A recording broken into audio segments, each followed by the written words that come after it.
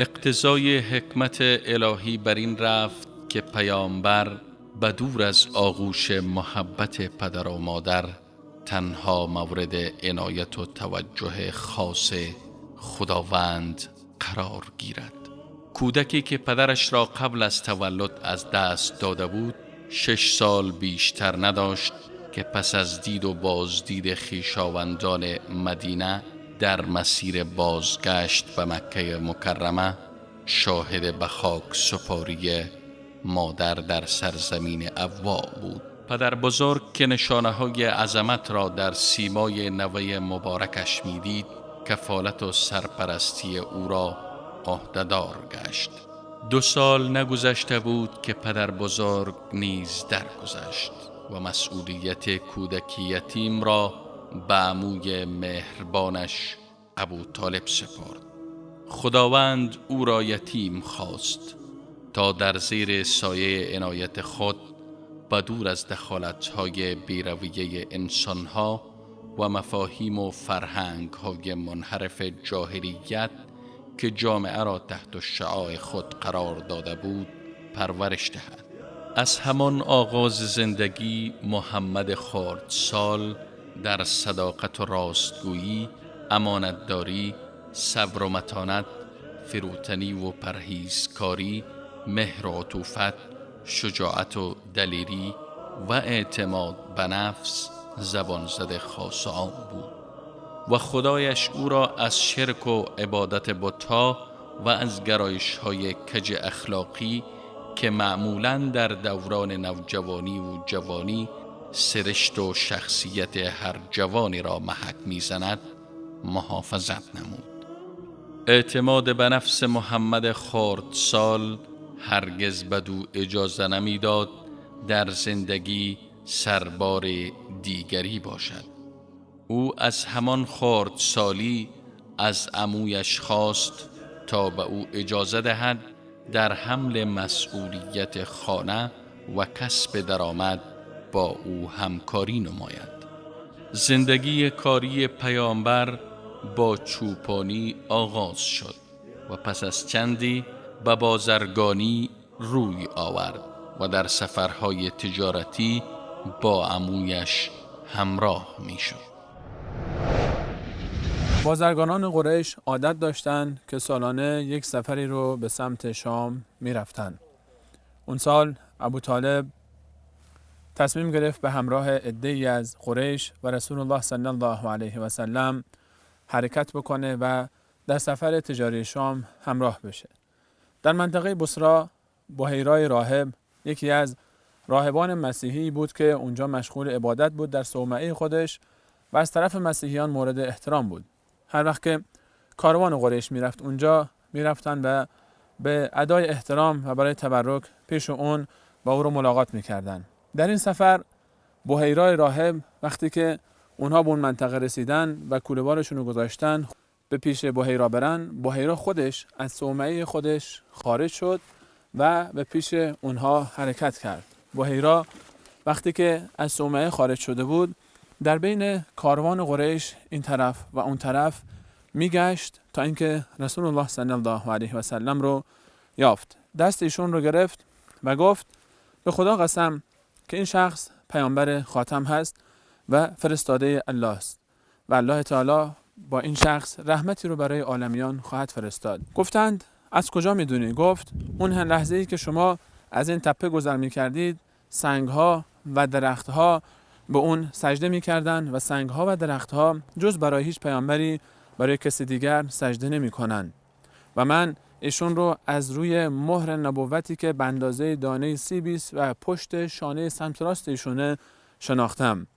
بعد اونها رو برای غذای دعوت کرد و رسول الله صلی الله علیه و سلم رو فرا خواندن برای غذا خوردن. حضرت صلی الله علیه و سلم در اون لحظه به نگهبانی شترها مشغول بودند. وقتی رسول الله صلی الله علیه و سلم به این جمع رسیدن همه زیر سایه درخت نشسته بودند و جایی برای ایشون نبود. همین که رسول الله صلی الله علیه و سلم در جمع حاضر شدن سایه درخت به سمت ایشون متمایل شد.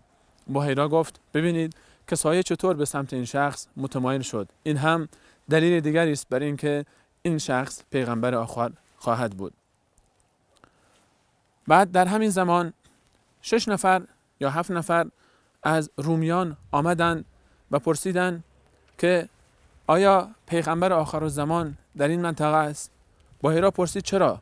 گفت ما اطلاع پیدا کردیم که در این ماه پیغمبر آخرالزمان از منطقه خودش خارج شده و حرکت کرده و بیرون رفته. بحیرا گفت آیا کسی عاقل‌تر و حکیم‌تر از شما هم هست؟ گفتند نه. بحیرا گفت اگر الله تعالی بخواد که اون رو حفظ بکنه آیا شما میتونید جلوی اون رو بگیرید؟ گفتن نه نمیتونیم. گفت پس به اون ایمان بیارید و در راه ایمان اون استقامت بورزید.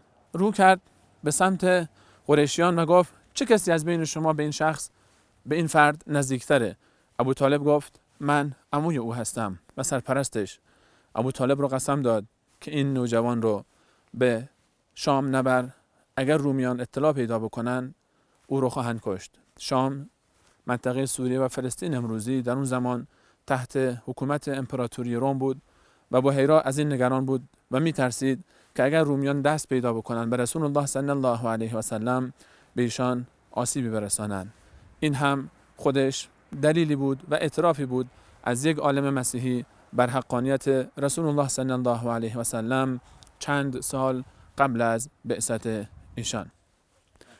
اما این ملاقات کوتاه وسیله‌ای شد تا بعضی از مستشرقین و دشمنان اسلام اون رو بهانه‌ای بکنن بر اینکه این فرد یعنی رسول الله صلی الله علیه و سلم کتاب خودش قرآن رو در کودکی از بحیرا یاد گرفته بود، در حالی که این ملاقات نصف روزی بیشتر طول نکشیده و اون هم در کل جمع قریش و بعد از اون رسول الله صلی الله علیه و سلم هرگز بحیرا رو ملاقات نکردند. پوچ بودن و باطل بودن این استدلال انقدر واضح و آشکار است که نیازی به جواب نیست. أحلى الورى طه حبيبي صلوا عليه. عنایت الهی همان گونه که فطرت محمد ابن عبدالله را بر مبانی اخلاقی والا و دوری از بت پرستی و انحرافات فکری و اجتماعی تربیت کرده بود، نفرت از ظلم و ستم و حمایت از مظلوم و مستمند را در او کاشته بود. تاریخ سراغ ندارد که او حتی در دوران کودکی به کسی ظلم روا داشته باشد، بلکه همیشه با زیردستان مهربان بود و از حقوق آنها در برابر مستکبران و زورگویان دفاع می کرد. در همه فعالیت‌های اصلاح گرایانه جامعه شرکت می نمود. شرکت ایشان در معاهده حلف الفضول نمونه از روح انسان دوستی ایشان است. شخصی از شهری از یمن به اسم زبید برای طواف خانه کعبه به مکه اومد. همزمان با خودش کالای آورده بود برای فروش. آس ابن وائل یکی از سرداران مکه، یکی از سران قریش آمد و از اون این جنس رو خرید، اما پولش رو نداد. اون شخص رفت و در کنار کعبه شروع کرد به فریاد کشیدن، شروع کرد به کمک خواستن و با شعر همچین مضمونی رو خطاب به قریشیان گفت: به داد کسی برسید که اموالش در مکه به زور گرفته شده و از اهل و خانوادهش دوره. به داد کسی برسید که هنوز از لباس احرام خارج نشده و در هجر اسماعیل داره فریاد خواهی میکنه. این شهر هنوز حرمت خودش رو داره، این حرم هنوز حرمتش باقی است، اما بدصفتان، اما فریبکاران هیچ حرمتی قائل نیستند. زبیر ابن عبدالمطلب از میان جمع برخاست و حرکت کرد و گفت: آیا کسی نیست که حق این شخص رو باز پس بگیره از آس ابن وائل؟ به همین منظور بنو هاشم، زهره، بنو تیم در خانه عبدالله ابن جدعان جمع شدند. عبدالله ابن جدعان یکی از سران مکه بود که به میهمان نوازی و به خیر بودن، دست خیر داشتن مشهور بود. غذایی برای اون درست کردن، غذا خورد و در این خونه با هم پیمان شدن، پیمان بستن که تا قطره‌ای در دریاها از آب موجوده و تا آسمان و زمین باقیند اجازه ندن در حضور اونها، اجازه ندن در شهر اونها، اجازه ندن در منطقه اونها به کسی ظلم بشه و در مقابل ظالم بایستن و از مظلوم دفاع کنن. پیمانی بستن به اسم پیمان فضول، حلف الفضول، پیمان نیکان. با هم پیمان شدن که تا در مقابل ظالمین حق مظلومین رو بگیرن و رفتن و حق این مسافر، این زائر رو از آس ابن وائل پس گرفتن و به اون دادن. این پیمان نقطه عطفی بود در تاریخ جاهلیت. این پیمان مانند ستاره در آسمان تاریک جاهلیت می درخشید و برگ زرینی بود در تاریخ عرب اون زمان. رسول الله صلی الله علیه و سلم هم در این پیمان شرکت داشتند و بعدها از این پیمان این گونه یاد کردند که روزی به همراه عموهای خودم در خانه عبدالله ابن جدعان برای امر خیری جمع شدیم و اگر شترهای قرمزی هم برای من پیشنهاد بشه هرگز حاضر نخواهم بود در مقابل اون پیمان شترها رو قبول بکنم و از اون پیمان دست بکشم و اگر در اسلام همچین پیمانی برای من پیشنهاد بشه دوباره شرکت خواهم کرد. حلف الفضول پیمانی بود در مکه مکرمه در کنار کعبه برای دفاع از مظلومین در مقابل ظالمین و ستمگران. الله فاض حنيننا صلوا عليه. حلف الفضول اون عهد و پیمانی بود که پیامبر اکرم صلی الله علیه و سلم بعدها در موردش می‌فرمودند که در جاهلیت من واسه یک برنامه‌ای دعوت شدم، در یک حلف و در یک میثاقنامه‌ای شرکت کردم که اگر در اسلام هم منو دعوت کنند به همچنین مسائلی من اجابت خواهم کرد. و همیشه میفرمودند که حلف الفضول واسه من بسیار با ارزشه که من از ارزشمندترین ثروت عرب اون زمان که شترهای قرمز بود واسه من با ارزش تره. این حلف الفضول در واقع یک پیام راستا و یک پیامی است از جانب رسول خدا، یک درسی است از جانب رسول خدا که به ما میآموزه که عدالت یک و ارزش‌های اخلاقی در هر جامعه قابل ارج و احترامه، حتی اگر این جامعه جاهلی باشه. در جامعه جاهلی همه ارزش‌های مثبت اخلاقی رو ما درش شرکت می‌کنیم، در آزادی بیان، آزادی زن، آزادی حق کارگر، حق انسان، حق حیوان، همه این ارزش‌های اخلاقی که در برخی از جامعه‌های غیر اسلامی رشد کرده و وجود داره ما به اینها لبیک میگیم و باشون همکاری میکنیم و اشتباهات و مواردی که توشون هست اونها رو اصلاح میکنیم و سعی میکنیم که در اون شریک باشیم بناءً بر همین درسی که از حلف الفضول میگیریم. در حلف الفضول ما یاد میگیریم که باید در هر جامعه‌ای، هر چند جامعه فاسد باشه، از برخی از ارزش‌های اخلاقی خالی نیست. در اون جامعه جوانمردایی هستند، افراد عاقل و اندیشمند و دانایی هستند که به برخی از ارزش‌های اخلاقی درست که در ساختار جامعه مفیده همکاری میکنند و ما در این اثنا با اونها هستیم و دست در دست اونها میگذاریم. و در حلف الفضول ما یاد میگیریم که ظلم غیر قابل قبول است و کسی حق نداره، مؤمن حق نداره که از ظالم دفاع کنه. مؤمن با ظلم می جنگه. حالا این ظالم هر که دلش خواست باشه، هر ادعای صلاح و پرهیزکاری و نمیدونم فرزند پیامبر و امامزاده و هر چی بخواد ادعا کنه، هر شعاری داشته باشه، با وجود همه اینها ما با ظالم باید بجنگیم و از مظلوم هم باید دفاع کنیم. حالا این مظلوم هر کی هم باشه، حالا مسلمون، کافر، انسان، حیوان، هرچی از زن، مرد، کودک، هرچی هست باید ما از مظلوم دفاع کنیم و با ظالم بجنگیم و هرگز از حد خودمون تجاوز نکنیم، به آزادی دیگران، به میدان دیگران تجاوز نکنیم و در کارهای خیر با همدیگه تعاونوا علی البر و التقوا داشته باشیم و در کارهای شر و بدیها همدیگه رو باز داریم و در همراه نشیم با کارهای زشت و ارزش‌های غیر انسانی و غیر درست. مسلمان باید در جامعه خودش عنصری مثبت و فداکار باشه و در راستای ساختار جامعه سهیم باشه. و این درس رو ما از پیامبر اکرم صلی الله علیه و سلم آموختیم که در جامعه جاهلیه خودش الگو و نمونه‌ای بود. همه اون رو دوست داشتن و همه به اون میگفتند امین و همه در عفت بر عفت و پاکدامنی و درستی محمد مصطفی گواهی میدادند. الصادق الوعد الأمين صلوا عليه.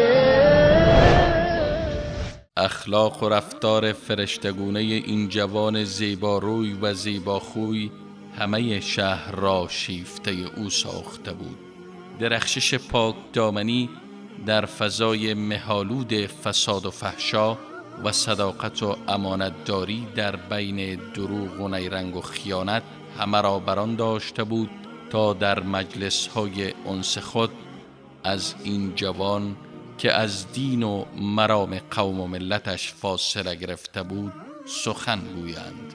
تمام شهر او را صادق و امین لقب دادند و صد البته بسیاری آرزو داشتند که این جوان پاک دامن و با حسب و نسب اگرچه از وضع اقتصادی خوبی هم برخوردار نیست در خانه آنها را بکوبد و دختر از آنها به عقد خود درآورد. خدیجه زیرکترین و باهوشترین و در عین حال مناسبترین زنی بود که خود پیش قدم شده محمد را به شوهری خود انتخاب نمود. دختر سرمایه‌دار خویلد اگرچه 15 سال از جوان فقیری که نزد او کار می کرد بزرگتر بود، ولی در پاک دامنی و اخلاق و فطرت پاکش بسیار به محمد نزدیک بود. گویا عنایت پروردگار او را برای محمد ساخته بود. خداوندی که محمد ابن عبدالله را برای پیامبریش آماده می کرد تا آخرین پیک او به سوی بشریت باشد، خدیجه را سر راه او قرار داد. خدیجه یکی از تاجران عمده مکه مکرمه بود. پیامبر خدا محمد مصطفی جوونی که دنبال کار بود در نزد خدیجه رفت برای تجارت.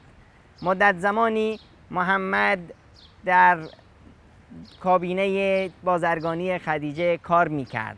امانتداری، اخلاص، صداقت، اخلاق و همه محمد مصطفی خدیجه رو شیفته خودش کرده بود. خدیجه اون زنی بود که 40 سال عمر داشت و افراد زیادی از سران مکه به خواستگاریش می اومدند و او قبول نمی کرد. خدیجه یکی از دوستانش را که نفیسه نام داشت رو فرستاد تا محمد رو اطلاع بده، تا محمد رو بگه که اگر میخواد بیاد خواستگاری خدیجه، خدیجه قبول خواهد کرد. پیامبر محمد مصطفی در حالی که 25 سال داشت با خدیجه کبرا که 40 سال داشت ازدواج کرد. ثمره این ازدواج 4 دختر و 2 پسر بود. پسرها در کودکی وفات کردند، دخترها بزرگ شدند، ازدواج کردند، اسلام آوردند و همشون غیر از فاطمه قبل از وفات پیامبر اکرم صلی الله علیه و سلم وفات کردند.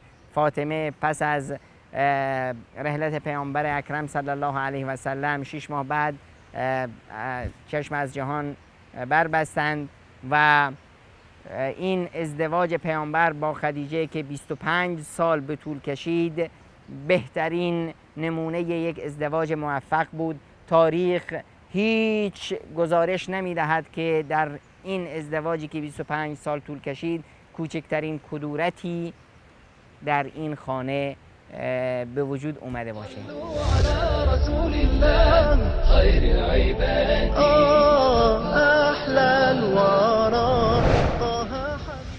در طول این 25 سال ما یه شکایت در این ازدواج نداریم. چیزی خارق از تصور انسان، چیزیست که شاید من و شما امروز واسمون خیلی سخت باشه شنیدنش، تصورش، اما چی؟ این واقعیتیه، واقعیتی که تاریخ اونو ثبت کرد، واقعیتی که همه با چشمای خودشون دیدن، واقعیتی که خدیجه اون رو نگاشت. بله عزیز، خانما خدیجه رو الگوی خودتون بگیرین، نه فیلم های هندی و ژاپنی و فلان و فلان. خانما هر که خدیجه استاد شد الگو شد به هدف رسید. خوشبختی رو میخوای از خدیجه بخوا. بله خدیجه رو باید شناخت. خدیجه پیامبر اکرم صلی الله علیه و سلم میشه با خانماش بعدها میگفتن رزقت حبها، من عشق و علاقه خدیجه اصلا از طرف خدا تو قلب من گذاشته شد. واسه چی؟ ببینیم واسه چی؟ فکر کردی همینجور به اصطلاح کشکی اومد؟ نه، خدیجه این محبت رو تو قلب محمد گذاشت. چطوری گذاشت؟ بیا چند نمونه میگیریم از تغییر و تحولات یا از پیامدهای زندگی پیامبر اکرم صلی الله علیه و سلم. قبل از نبوت پیامبر میرن کجا؟ میرن غار حرا برای راز و نیاز با خداشون. خدیجه تنهاست تو خونه با چند تا بچه. اینا رو کی بزرگ میکنه؟ خدیجه. خدیجه تو خونش مادره، خدیجه تو خونش پدره. خدیجه اداره خانواده رو به دست داره تا محمد مصطفی در فکر اصلاح و ساختار باشه. پیامبر که در خانه است، خدیجه خانه رو پر از عشق و علاقه و سعادت و خوشبختی و راحتی و آسایش میکنه. پیامبر در بیرون از خانه است، خدیجه همه خانه رو داره اداره میکنه که محمد من نگران نباشه.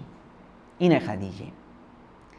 وقتی که پیامبر اکرم صلی الله علیه و سلم به نبوت مبعوث میشن، وقتی که فرشته وحی میاد، پیامبر از غار حرا دوان دوان ترسیده وحشت کرده. چی دید؟ جبریل رو دید در اون شب تار. اومد گفت بخوان. اومده میلرزه، میگه زمینونی منو بپوشونید. بعد که آرام میگیره میگه خدیجه من ترسیدم، چی شده به من؟ پیامبر نمیدونه چی شده، از خدیجه میپرسه. خدیجه چی میگه؟ میگه نه نگران نباش. حالا اگه یه خانم دیگه میبود چی کار میکرد؟ همون خوبیش میبود، میگفت خلاص هر چی هست از همین کوه و از همین تنهایی است، نباید بری دیگه، بار دیگه نبینم باز از خونه بیرون بذاری. یا بهترش میبود میگفت خیلی خطرناکه ها، خودتو تو خطر نندازی، شاید جنی بوده، خیلی از این جور حرفا. اما خدیجه نه کنار محمد میسته. میگه خب ببین امکان نداره خدا تو رو ضایع کنه. تویی که صله رحم به جا میاری، تویی که مهمونداری میکنی، تویی که به ناتوانان میرسی، تو که خدمت میکنی به جامعت، امکان نداره خدا تو رو ضایع کنه. بعد میگه حالا چی کار باید کرد؟ پسر عموم ورقه دانشمنده، بریم پیشش، اون حتما جواب رو داره. خدیجه در کنار پیامبره. اولین کسی که به پیامبر ایمان میاره خدیجه است. یعنی چی؟ یعنی محمد به پیش، من با تو هم. بعد از اون چی؟ بعد از اون خدیجه شروع میکنه زنها رو دعوت میکنه به توحید. این دین با یه زن و یه مرد شروع شد و امروز به میلیاردها رسید. بله این خدیجه است. خدیجه ای که در سخت‌ترین لحظات در کنار پیامبر خدا صلی الله علیه و سلم، تا پیامبر اعلام دعوت کرد بدترین مشت زده شد به خدیجه. کی زد؟ ابولهب لعنتی. دو تا از دخترای پیامبر اکرم صلی الله علیه و سلم، رقیه و ام کلثوم، عقد بودن با پسرای ابولهب، عتبه و عتیبه. ابولهب لعنتی اومد به بچه‌هاش گفت که باید دخترای محمد رو طلاق بدید. در یک روز، در یک ساعت 2 تا دختر خدیجه طلاق داده میشن، زندگیشون از هم میپاشه. به خاطر چی؟ به خاطر دعوت شوهرش. خدیجه چیکار میخواد بکنه؟ دعوا را میندازه؟ نه، کنار محمد مصطفی است، کمکش میکنه. اشکال نداره، راهمون رو ادامه میدیم. و موفقیت میاد. بعدش چی میشه؟ عثمان با یکی از دختراشون ازدواج میکنه، با رقیه خانم ازدواج میکنن. بعد چی میشه؟ هجرت به سوی چی؟ حبشه کجاست؟ تو قعر آفریقا. کجاست؟ مسیر مجهول، به یک کشوری که نه ما زبانشون رو میفهمیم، نه فرهنگش آشنا داریم، نمیدونیم کجاست، پشت این دریاها. عثمان داماد خدیجه با دختر خدیجه میرن به سوی یک مسیر مجهول. خدیجه چیکار میکنه؟ خدیجه ایستاده است. خدیجه در کنار شوهرشه. خدیجه صبر میکنه. خدیجه رمز صبر، رمز استقامت، رمز خدیجه بودن. بله. الله فاض حنيننا صلوا عليه. بعدش چی؟ پیامبر اکرم صلی الله علیه و سلم به بدترین صورت مورد آزار و اذیت قریشیان قرار میگیره. میاد تو خونه، تا پاش به خونه میرسه همه چیز از یادش میره، همه این سختی ها از یادش میره. واسه چی؟ واسه این که تو خونه خدیجه رو داره. مشرکان قریش میان پیامبر رو 3 سال آزگار در شعب ابی طالب میان در حصار قرار میدن، به طوری که مسلمانان نون برای خوردن ندارن، بچه هاشون کودکا مریضن، داد و فریاد و گریه و ناله و همه این صدا از شعب ابی طالب میرسه به مکه. جوون برومند مکه‌ای میره بیرون، احساس میکنه که زیر پایش خشخشی هست، میبینه یه پوست شتریه که سالیان سال مرده، اینو میگیره نرمش میکنه میخوردش. اینقدر در حصار اقتصادی هستن. خب خدیجه چی مجبوره اونجا بره؟ خدیجه که از یک خانواده نجیبه، ثروتمنده، خویشاش همه هستن، چرا بره اونجا؟ نه، این خدیجه است. میره با پیامبر خدا صلی الله علیه و سلم در کنار شوهرش همه این سختی ها رو تحمل میکنه. 3 سال آزگار گشنگی میکشه، تشنگی میکشه، سختی ها رو میکشه در کنار پیامبر اکرم صلی الله علیه و سلم. همه اینها رو تحمل میکنه. این خدیجه‌ای که پیامبر اینقدر دوستش داشت، رزقت حبها، اینه. و پیامبر تا آخر عمرش با خدیجه بود. پیامبر 25 سال رو با خدیجه طی کرد، خدیجه محبت. بعد از اون هم خدیجه تو قلب پیامبر بود. عایشه مادر مؤمنان، دوست و حبیب پیامبر خدا. میگن که وقتی پیامبر چیزی قربانی میکردن، گوسفندی نشستن فکر میکردن دوستای خدیجه کی بودن؟ فلانی دوست خدیجه بود، فلانی، برای اونا گوش ببرید. عایشه میگه یه وقتی کسی اومد در زد، از صدای در زدن بعد از سالها از وفات خدیجه، پیامبر بیاد خدیجه میفته، میگه خدا کنه حاله خواهر خدیجه باشه. بله، میرن در رو باز میکنن، حاله است. پیامبر ازشون استقبال میکنند، خواهر خدیجه اومده، یه پیرزن. پیامبر در یاد خدیجه است. حضرت انس میگه که پیامبر وقتی هدیه‌ای واسش میومد میگفت ببینید اینو برسونید به دوستای خدیجه، به کسایی که روزای خدیجه پیش ما میومدن.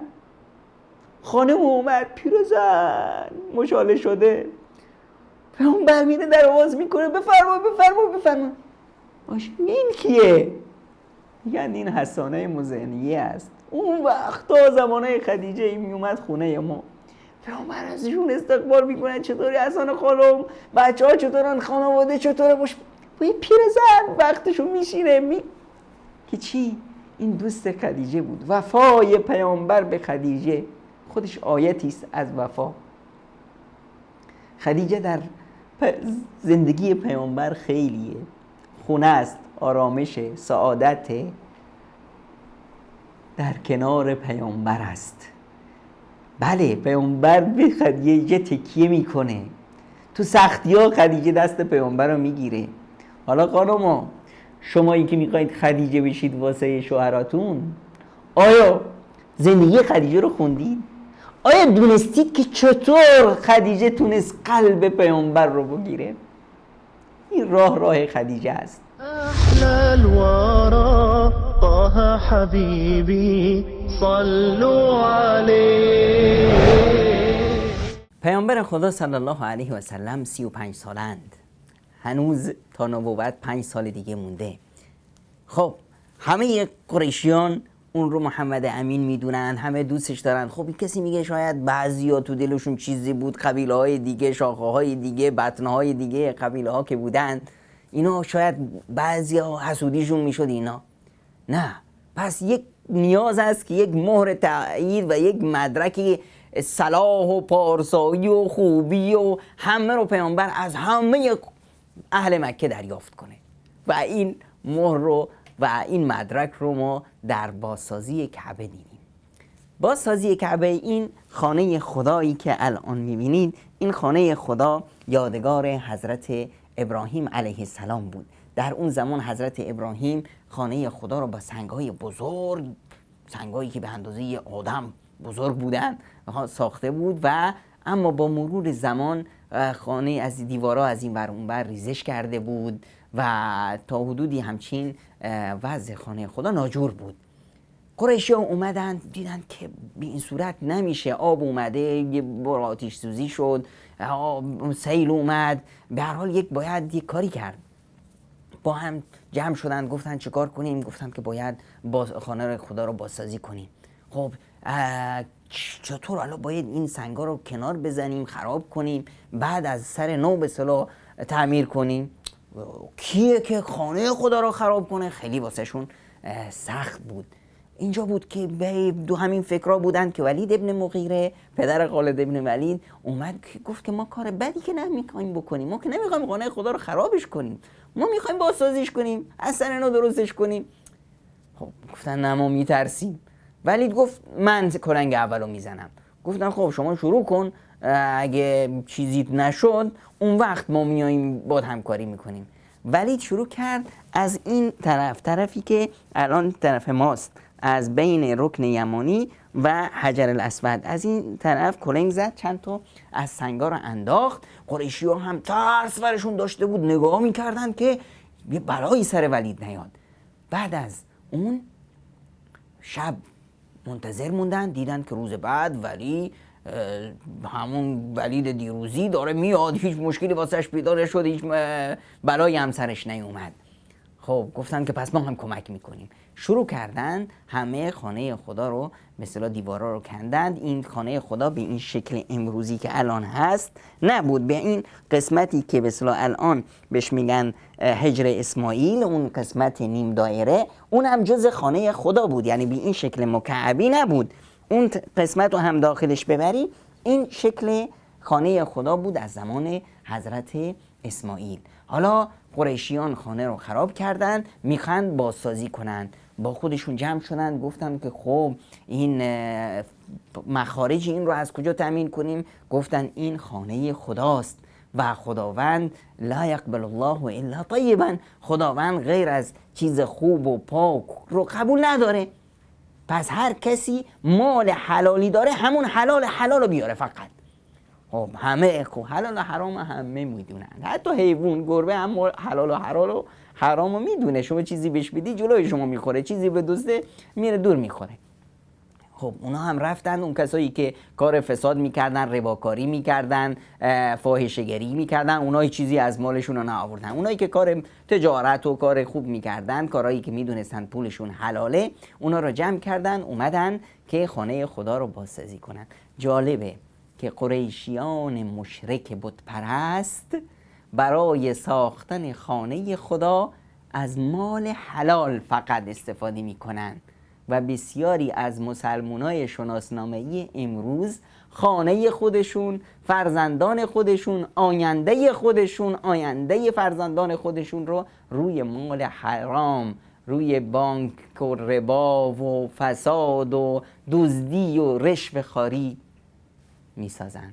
خیلی خیلی عیبه که یک مسلمونی که ادعای اسلام داره از اون قریشیان بتپرست هم کم عقلتر و نادانتر باشه. در هر صورت شروع کردن خانه رو تقسیم کردن، این به اصطلاح وسایلی که آورده بودند رو حساب کردن. یک کشتی ظاهرا در دریا غرق شده بود، چوباش رسیده بود به جده، بعضی از چوبا رو از جده آوردن و اومدن دیدن که این وسایلی که ما داریم نمیشه با این وسایل خانه کعبه رو به اون صورتی که هست بازسازی کرد. معمارا و اینا اومدن حساب کردن دیدن نه نمیشه. پس چه کار کنیم؟ یک قسمتی که همین حجر اسماعیل این رو فعلا گفتند از خانه خدا جداش کنیم تا فرصتی دیگه و که پول حلالی به دستمون بیفته. اونجا بود که اون قسمت رو که الان ملاحظه می‌فرمایید که به شکل یک نیم دایره هست، قسمت حجر اسماعیل، اون رو یکم دیوار رو آوردن بالا به همین صورتی که امروز مشاهدش هستیم.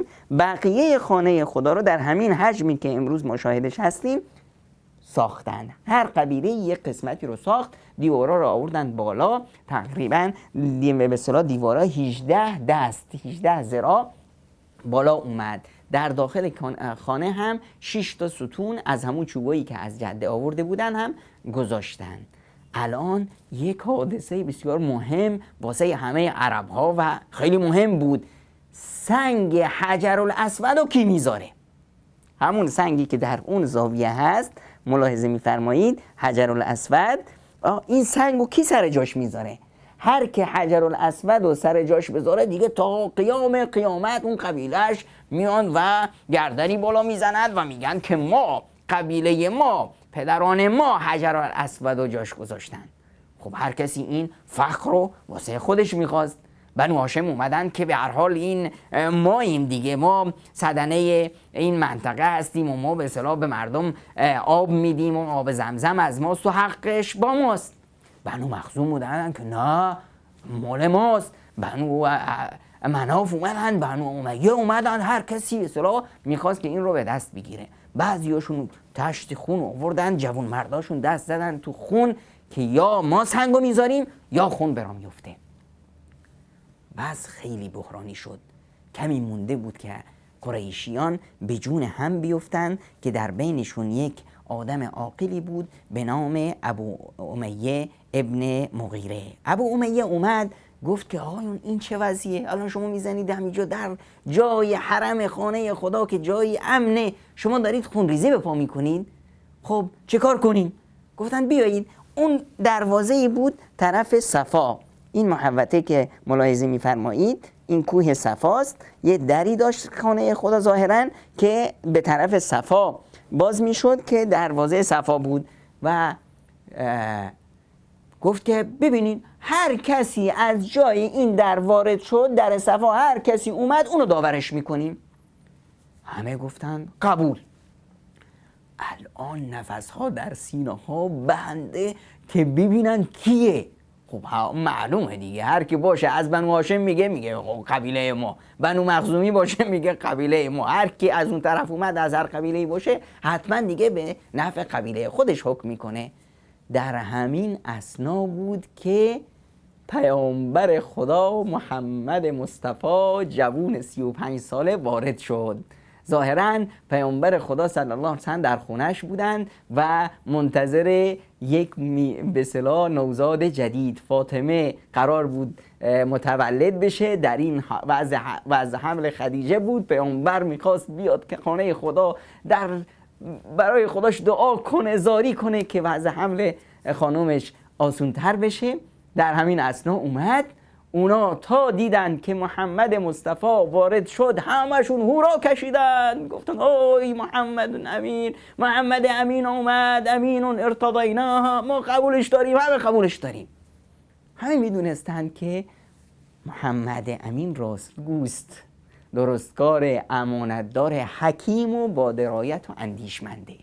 اومد پیامبر اکرم صلی الله علیه و سلم اومد، همه جمع شدن، همچین مشکلی هست و فلان و فلان. پیامبر اکرم صلی الله علیه و سلم مباشرتاً گفتن که خب اشکالی نداره، یه پارچه بزرگ بیارید، یه پارچه آوردن، خودشون با دستان مبارک سنگ رو گذاشتن روی پارچه، گفتن حالا همه این افرادی که اینجا هستند از هر قبیله که هستند اطراف بگیرن، همتون با هم سنگ حجرالاسود رو بذارید سر جاش. همه سنگ رو بلند کردند، آوردن همون جایی که ملاحظه می‌فرمایید در اون گوشه کعبه. پیامبر اکرم صلی الله علیه و سلم حجرالاسود رو گرفتند و گذاشتن در همین جایی که امروز ما شاهدش هستیم و بدین صورت حجرالاسود سر جاش گذاشته شد. در اون روز پیامبر خدا صلی الله علیه و سلم رحمتی بودند که کافران رو از یک خونریزی و از یک قتل عام نجات دادند و تا روز قیامت رحمتی اند برای ما، چون در فتح مکه بودند که ایشون طواف میکردند و ازدحام انبوه جمعیت بود و همه روی حجرالاسود حمله ور می شدن. پیامبر اکرم صلی الله علیه وسلم به ما آموختن که نیازی نیست که مسلمان‌ها رو، حاجی‌ها رو، زائران خانه خدا رو آزار و اذیت بدید، از دور کافیه که اشاره کنید به حجرالاسود و بدین صورت پیامبر رحمت، پیامبر عطف و شفقت تا جهان باقی است، عطف و شفقتش مایه سعادت و رستگاری و آسایش بشریت است. الله فاض حنيننا صلوا عليه. تدبیر رسول الله صلی الله علیه و سلم برای حل بحران حجر مانع از یک خونریزی بسیار بزرگ شد. این واقعه ثابت کرد که مردم قریش برای کعبه و برای مکه ارزش خاصی قائل هستند. مشرکان زمان رسول الله صلی الله علیه و سلم هرچند که در عبادت مشرک بودند، اما حرمت کعبه، حرمت خانه کعبه، مسجد الحرام و مکه مکرمه برای اونها بسیار مهم بود. در طول تاریخ این خانه، این مکان مقدس مورد حرمت تمام کسانی بوده که خودشون رو به ابراهیم خلیل الله علیه السلام نسبت میدادند.